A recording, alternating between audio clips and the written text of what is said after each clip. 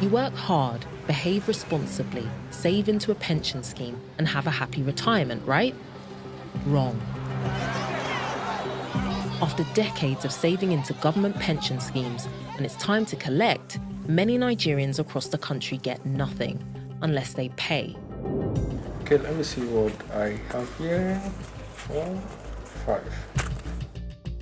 But while some retired people sink into poverty waiting for their pension, others are raking it in. He's entitled to 300% of his basic as pension. He's entitled to 4 cars, replaceable every 4 years. One man. I'm Yemisi Adegoke, and I want to find out why politicians are awarding themselves huge pensions while ordinary people are having to fight to get anything at all. When you retire, is like you are in hellfire. You are no more a human being.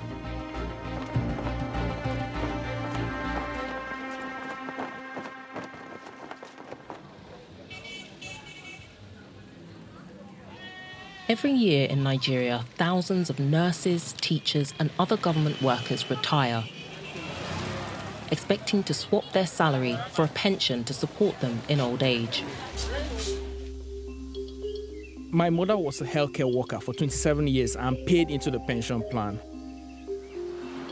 We started looking into claims of corruption around pensions when Africa Eye was contacted by Obaji Akpet, a reporter from Cross River State.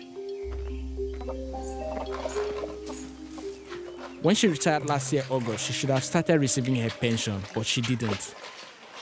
Like many Nigerians will do, I had to step in to support her financially while she waited.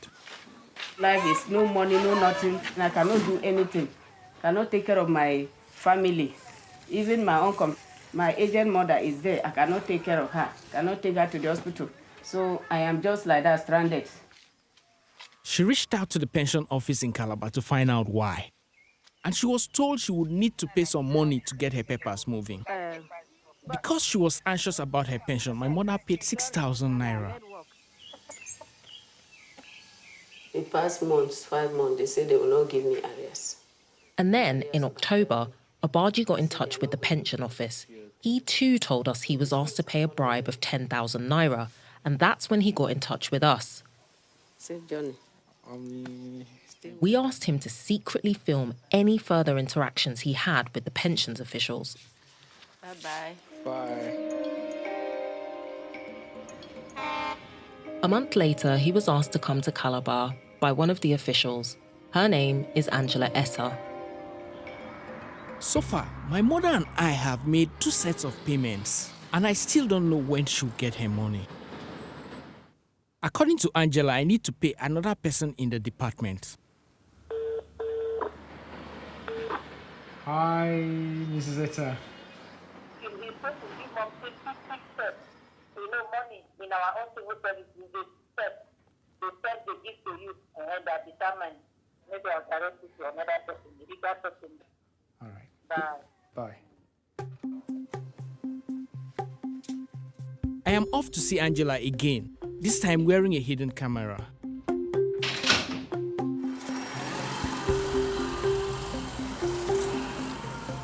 Angela tells me the money I have already paid will help move things along. Oh, they are typing it. They really motivate things. Money is sucking. My brother. I saw that. I still don't have a definite date or time when my mother will get her pension. But Angela thinks she has done a good job and wants another payment. She describes my visit to her office as a visit to a temple. And she wants an offering. Then they got this place shrine. You know, say when you go shrine, you must drop something. No one actually uses the word bribe, but it seems that payment is expected. Payment to a government worker whose job it is to pay out pensions. Okay, let me see what I have here. Obaji does what he is expected to do. 4, 5. Okay.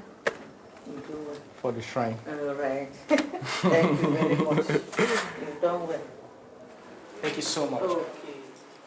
So Obaji and his mum have now made 3 payments to Angela, amounting to 21,000 naira. But apparently, it's not enough. 5 weeks later, and with his mother's pension 4 months late, Angela calls Obaji, who's now in Lagos, asking for more money. It's for someone higher up, she claims. We have no idea if there really is another higher-up person who needs to be paid, or if it's just more money for her. We should try and reach out to so that they allow the file to go. That's what I was saying. Forward money to me, let me forward to him. Once they see money, they keep quiet, and the file will go. How much exactly does he want? I didn't tell him how much. You forward what the money I told you. I'll just tell him that's what the person can afford. So if you send the 20 and I forward it to him. What's the guarantee that mom is going to have her papers processed and then she's going to be paroled? What you do what is required now, that's all now. Bring it. When we speak to Margaret in January, 1 month later, she still hasn't received her pension. It's our money that they used to cut and keep. They immediately retire, you should just go and they'll give you the money en bloc. They'll wait so that you die. It's what we are passing through everybody in Cross River State. When you retire, it's like you are in hellfire. You are no more a human being again. I feel so bad that my mom still hasn't received her pension yet. After paying so much, having to go through all the process of bribing her and all that, she demanding so much from us. Nothing.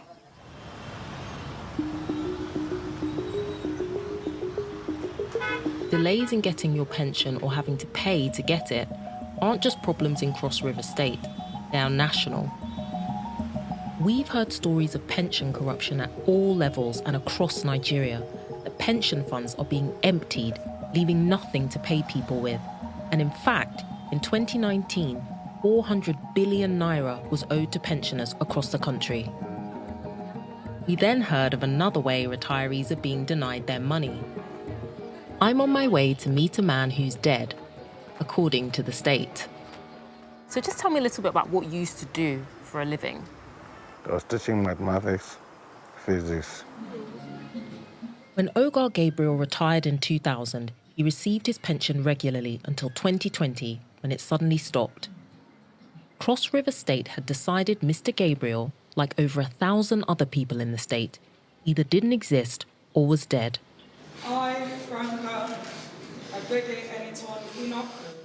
To get his pension, he'd have to convince the Auditor General, Mrs. Franca Enoch, seen here at her inauguration, that he was alive. You need to be screened to confirm that you are alive, you are not dead. We said, okay, we are ready. But by 2015, I was stroke-ridden, paralyzed on the right-hand side. Despite his medical challenges, Ogar Gabriel made the trip to the Auditor General's office. Even though he only had photocopies of some documents he was told he needed, he was confident. Seeing me physically present before you is more than sufficient proof that this person is alive, is not dead. A dead man cannot be talking to you like that. Another reason he was confident was because he's known the Auditor General since she was a little girl. I called her name, but Franca Ode. Remember, I am the one before you, your own elder brother, your uncle. You used to call me uncle. According to him, the Auditor General was furious. And when his wife spoke up to support him, it made her even angrier. She said, don't bring personal relationship in here. So they say, go out, don't come here unless you come with a letter of apology from your wife. You say you must write a written apology, otherwise your husband will never be screened again. And Mr. Gabriel isn't the only retired person who claims they were denied their hard-earned pension because Mrs. Enoch took offence. So each time you went to the office, you have to carry all of this with you? Mrs. Epeyong Ewa worked as a nurse for 22 years. She had been living off her pension for 15 years when suddenly, in May last year, it stopped. The chairman of my own local government called me that I should come home. My name is among the post-pensioners. I said, please, how possible? Maybe I woke up from the grave. Like Mr. Gabriel, she had to prove to the Auditor General she was alive by going back to Calabar again and again. She says 6 months after her pension stopped, she finally got to speak to the Auditor General. I said, Madam, please, don't let me die here. I came in from Lagos this morning, since 2 days on the way. Could you please help me and interview me? Let me go. Copy to local government. But the Auditor General was not about to reinstate her pension. She said, no, if I don't have that sleep, she will not attend to me. I was devastated. This is the second trip. Going back again empty-handed with no result. We heard stories like this over and over again from all across the state. Pensioners old, sick, and out of money waiting for the Auditor General. Eventually, they'd had enough, and on the 3rd of November 2020, they started a protest. We were there 8 o'clock till 12:30 noon. I saw them coming out with chairs.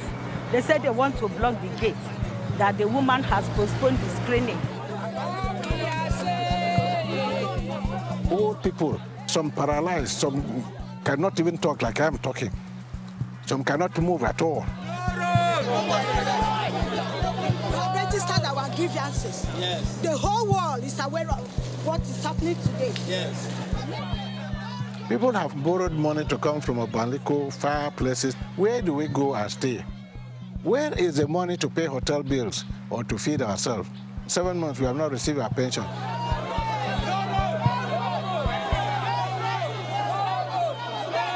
We will sit there and be waiting for her there.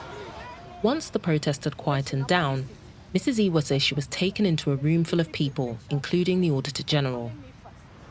She began to tell them that this woman has been the one inciting this protest, that have insulted her, insulted all her staff, that for that reason she will not screen me. She wanted to deny me of my own rights for asking for my own money. She said I must apologize. If I don't apologize, either I forfeit that screening and go to court. She now begin to dictate for me what to say. They threaten me, so under duress, they now were dictating what to say. I render my unreserved apology to you for all that happened. This apology was filmed by someone in the room and put online. Yes. And the entire staff of this office. For your behavior. For my behavior.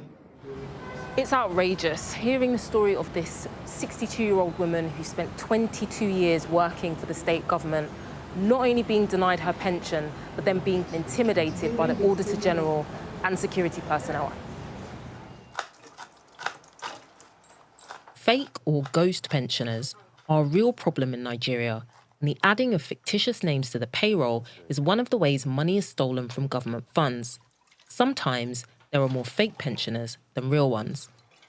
A state that cannot have more than 3,000-4,000 pensioners have 10,000. Jerry Uwa is a finance and business journalist familiar with the problem of pension fraud. But he doesn't think the culprits are ordinary people like Mrs. Ewa and Mr. Oga.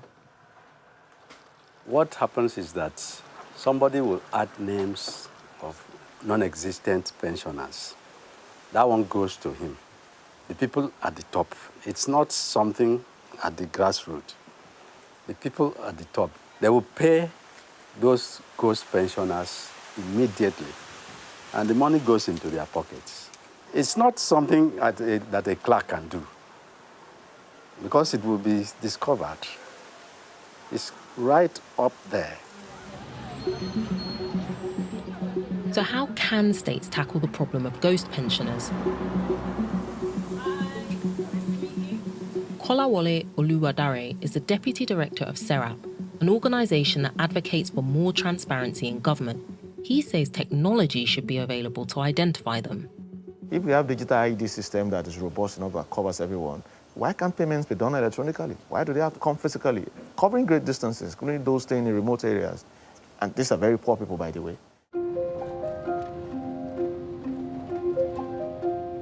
But even if you don't have advanced technology, it still shouldn't take weeks, months, or years to work out who is alive and who isn't.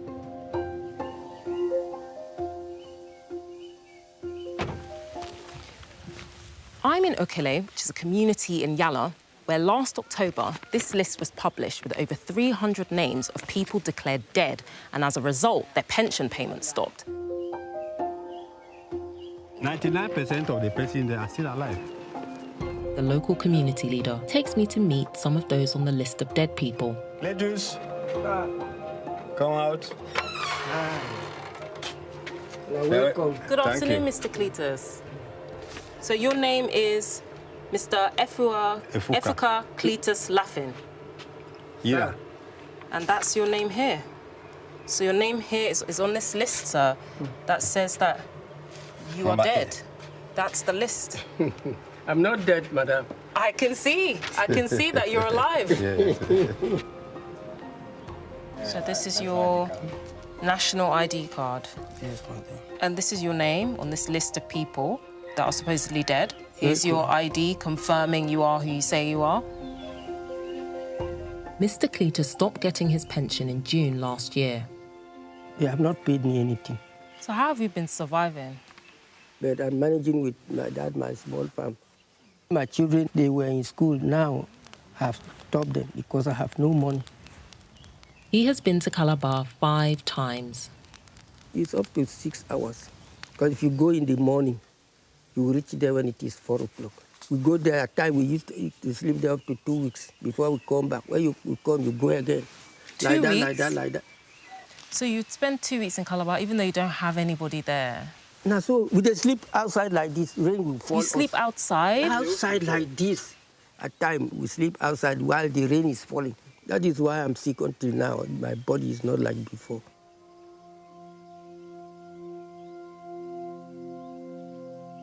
Alan Captain, it's a pleasure. Good evening. I can see that your name is here on this list of ghost. It says that you're a ghost pensioner, but here you are, alive. Yes. ID card, your voter's card. She shows us her voter card, and it appears to be the same woman who is alive and standing in front of me. Yes, my bank statement. ID card. But it's been nearly 2 years since she last received her pension. I have voter's card.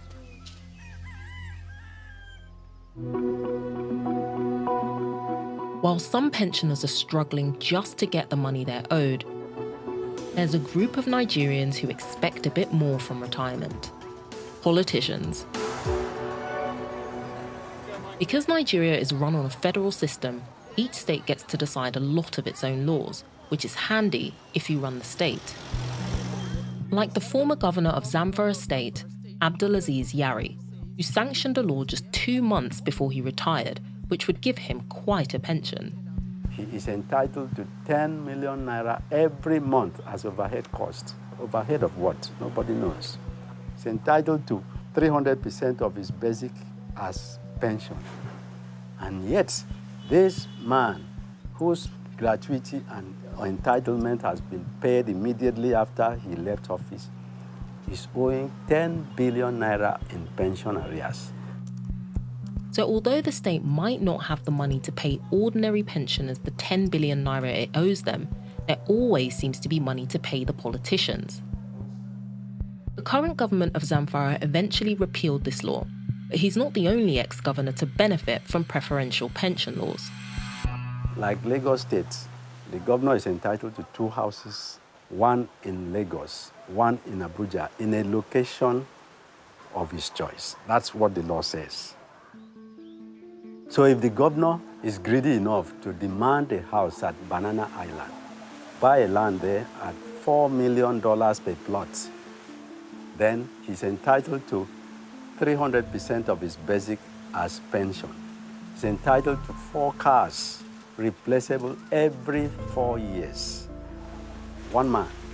And that same state that is doing so much for one man is owing thousands of pensioners 3 years of pension that has not been paid. No to political life pension. Protests recently erupted in Enugu State after the House of Assembly tried to pass a law which would give ex-governors, their deputies and their wives an outlandish amount of money and perks for their pensions. Cars, medical bills, even funeral costs are covered. According to one estimate, it would amount to about 900% of the basic annual salary of a serving governor. Serap has been trying, through the courts, to find out exactly how much retired politicians get, claiming these laws are illegal. But so far, only one state has been willing to disclose any information on their pension laws which should be available to the public. It is not only unlawful, it is immoral. That creates a huge burden on the finances and the budgets of each state. Monies that could have been otherwise spent on roads, on water, and education and health. This doesn't just affect older people, it affects everybody. If you're working today and paying into a pension scheme, there is no guarantee you will get your money when you retire. It's just basically taking what should be for the people. It's sad, really. Really, really sad. All Nigerians should be concerned. It is too much. It is far too much. Not many politicians are willing to speak out against their pay. Good afternoon, how are you? But Senator Shehu Sani is openly critical. What a typical state governor takes home as pension can settle the wages of over 3,000 to 4,000 teachers. So why should the state dedicate such kind of money to former governors? Chairman of the defunct Pension Reform Task Team, Abdul Rashid Maina, has opened his defense. The government did try and clean up the pension system. They set up a pension reform task force, and in 2010, Abdul Rashid Maina was made chairman. But in 2015, he was accused of laundering 2.3 billion naira from pension funds. He is currently on trial for money laundering and receiving stolen property. He denies taking any money or doing anything wrong. Maina never declared his assets. But the man who investigated him on behalf of the EFCC, the Economic and Financial Crime Commission, believes he not only took it, but spent it. He showed me one of the more than 30 houses Maina is accused of buying with the stolen money. So this is one of the houses? Oh, wow. This is a $2 million house. $2 million? $2 million. Is there any way that this $2 million, that he could have got it legitimately through his salary? There is no way a civil servant of his level can afford that. That time we started the investigation, the minimum wage is less than 18,000. So as an assistant director, his salary couldn't have been enough to buy the house. How it started was there was a massive fraud was uncovered, was suspected to be happening in the pension account. We discovered that they were operating over 66 accounts, which are mostly illegal. The government alleges members of the Pension Reform Task Force opened fake accounts and were using them to launder money that was stolen from pension funds. Maina has pleaded not guilty to all the charges. So I'll talk to him later when you're done. His lawyer, Abel Abji, claims he did not steal anything. Not even one account has been linked to him. Even some of the properties, the alleged process of crime, were properties he inherited from his late father. These properties were acquired long before he was, appointed chairman. He is very confident that he would come out of these challenges blameless, and the court will vindicate him.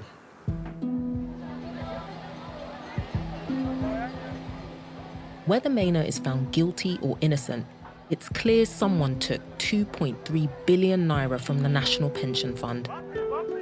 And the looting of public pensions, which is happening across Nigeria, leaves ordinary people in desperate need. These are people that spent, their best years in service to the state. Yes. And they're now having to come and beg for what's owed to them. Not only even begging for them to be screened, the attitude, no respect given to them, no honor given to them. They are being treated as beggars on the street for their own civil rights.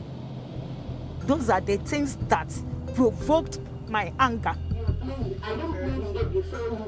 Back in Calabar, where we started our investigation, Mr. Gabriel, Mrs. Ewa, Mrs. Akpet, and Mrs. Mburo are finally receiving their pensions.